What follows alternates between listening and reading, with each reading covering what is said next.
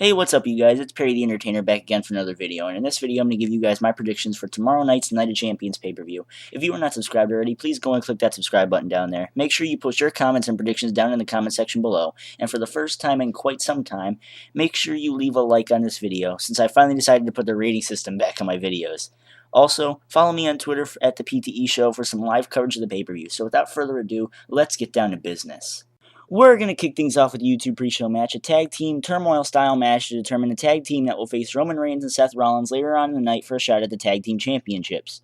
It looks like the Usos are going to be the favorite in the match based on last night's episode of Friday Night SmackDown when they came down to the ring to save Dolph Ziggler from an attack from the Shield. And I can't believe it took me this long to finally realize why the Usos are being pushed. I'm sure you guys already found that out for yourselves. However, I find it pretty pathetic that WWE is just throwing this match on to give us a tag team title match without having to put in any effort. And if we remember correctly, WWE was originally going to build up Mark Henry and the Big Show to fight the Shield, but with Henry's nagging injury, they had to put that on hold and give the Big Show some sort of meaning in the corporation's storyline. If SmackDown was any hint of itself, I'm going to go out on a limb and say the Usos win this match and challenge the Shield later on in the night. Speaking of the Shield, as said earlier, they will defend the tag team titles against the winner of the Turmoil match earlier on in the night, whom I said were the Usos. I expect another entertaining match similar to the one for Money in the Bank, but the Shield will continue their reign at the top of the tag team division. Again, pretty pathetic that WWE could put no real effort into a tag title match. Next up, Dean Ambrose of the Shield defends the United States Championship against Dolph Ziggler. This match was made official on last night's episode of Friday Night SmackDown, and to be honest, I'm actually pumped up for this match. It seems like Ziggler's push has gone down majorly over the last several months, and with the rumors that Ziggler said something backstage that eventually got him put in the proverbial WWE doghouse floating around, it doesn't surprise me one bit that WWE put no effort into creating this match either. Think about it, since SummerSlam, what has Raw and SmackDown been showcasing? This entire freaking storyline with Triple H, Randy Orton, the McMahons, and Daniel Bryan, and I will make this point even clearer when we get to the World Heavyweight Championship match. But as far as Dean Ambrose and Dolph Ziggler go, I'm going to say Dean Ambrose retains via disqualification. It keeps the Shield looking strong without digging the grave for Dolph Ziggler's career, if SummerSlam was any indication for what's to come. AJ Lee will defend the Divas Championship in a fatal four-way with Natalya, Brie Bella, and Naomi of the Funkadactyls. And if it wasn't for our PTE general manager at SummerSlam, I wouldn't have to talk about this. But with AJ, I'll make somewhat of an exception. More shameful promotion for Total Divas. And as for this matchup itself, I'll give it a shot. It wouldn't make a whole lot of sense to drop the title to another heel, being Brie Bella, and if you want to look at this match from a reality show storyline standpoint, Natalya doesn't have a real shot either, which leaves Naomi and AJ Lee. I'm sure something along the lines of a screwjob finish where Naomi hits Natalya or Brie with her finisher, AJ runs in the ring and throws Naomi out of the ring, giving AJ the win. Will happen, but if this is the end of the Total Divas season, they may actually give it to Naomi and end the season with her celebrating with her first Divas Championship, to which I reply with, by the way, that silence was intended. Next up, the match that I've been waiting to talk about. CM Punk will face off against Intercontinental Champion Curtis Axel and Paul Heyman. If Heyman does not compete, he will be fired. This match has been getting the short end of the stick since all the focus has been on Daniel Bryan versus Randy Orton, but it's still the most entertaining nonetheless.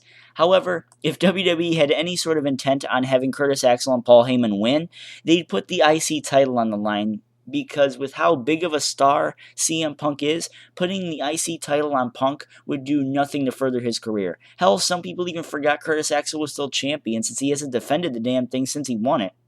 The match will certainly not live up to Brock versus Punk standards, but it will give the fans something to be happy about, Finally seeing Paul Heyman get his ass whooped by CM Punk and Punk walk out the victor, hopefully putting an end to the Heyman-Punk feud because it's slowly beginning stale, and CM Punk might step into the corporation angle with Orton and Triple H.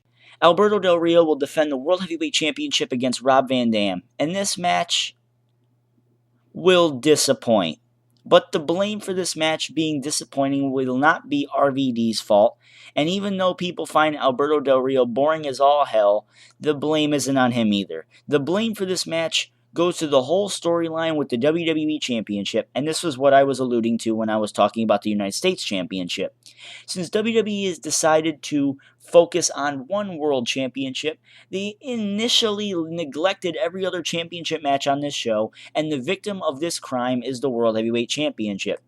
Del Rio and RVD are forced to be put at the top of every WWE show so WWE could end said show with Orton and or Daniel Bryan standing tall. Hell, even on SmackDown last night, they choose to end Alberto Del Rio's show with Daniel Bryan and Edge celebrating in the ring. This shit was exactly what I was saying around SummerSlam when WWE threw Alberto Del Rio in a pointless feud with Christian. They put no effort into establishing the World Heavyweight Championship, and this match will be no different.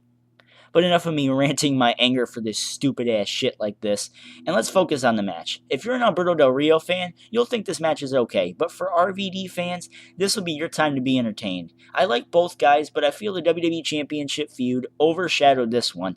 Del Rio will win the match with Ricardo inadvertently costing RVD the victory, and hopefully they, being WWE's creative team, give Del Rio a meaningful feud that help make the World Heavyweight Championship good again. Please, that's all I ask.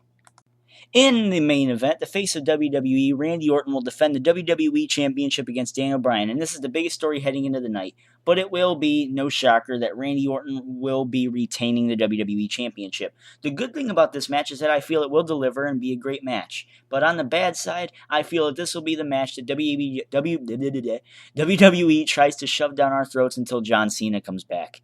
I guarantee this will not be their only rematch, and these two men will meet again at the next pay-per-view, being WWE Battleground or something like that. I don't see Big Show turning in this match, and it may be surprising to all of you when I say I don't think Big Show is turning at all. If anything, it'll be similar to the JBL Shawn Michaels storyline in 2009 when Shawn Michaels was quote-unquote broke and he couldn't afford to feed his family, so he had to do what JBL said in order to get paid. Big Show may eventually have to give in to Triple H and McMahon's, but it'll be under reluctancy and not an official full-fledged heel turn, since I've seen he's done the heel gimmick before, and I don't think that this one will be any sort of like mobility. I'm not sure. I don't think that this one would make a whole lot of sense.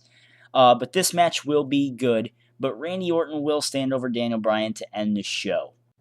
Overall, I see this show as just being another filler pay-per-view. These matches, except the WWE Championship of course, lacked the proper time to be built up and felt like we were just rushed in different storylines to keep up the variety.